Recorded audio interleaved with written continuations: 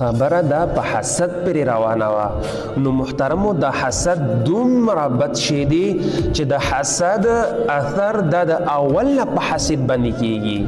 د حسد اثر دا د اول نه په حسد باندې کیږي، ځکه چې محسود باندې چې چا سره حسد کیږي نو هغه باندې چې اثر کیږي د هغې نه اول حاسد چې کم دی، کم کس چې حسد کوي د چا سره، نو دا په 5 سزاګانو کې مبتلا کیږي.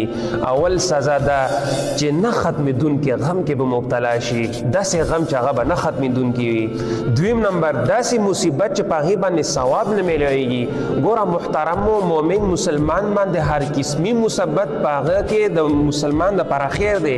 حدیث کې تر دې پورې چې معمولی زغې کې شان نه دی، هغه هم چې د انسان خپې باندې یا د هر بدن جز سره ولګي، په هغې باندې الله هر العزت ګناهونه ورته معاف کوي او درجات یې اوچتوي. همدارنګې بیماري هر قسمه مصیبت چې په مسلمان باندې راشي، خو دا داسې مصیبت دی چې په دې باندې ثواب نه میلاویږي. دریم نمبر هر طرف نه مزاحمت تعریف بالکل امکان نه وي. څلورم نمبر د الله رب العزت د ناراضګۍ سبب، او پنځم نمبر د توفیق دروازه به پې بنده شي. موږ وایو که نه یا الله موږ ته د نیک عملو توفیق را نصیب کړي، د دې توفیق هغه توفیق دروازه به بنده شي.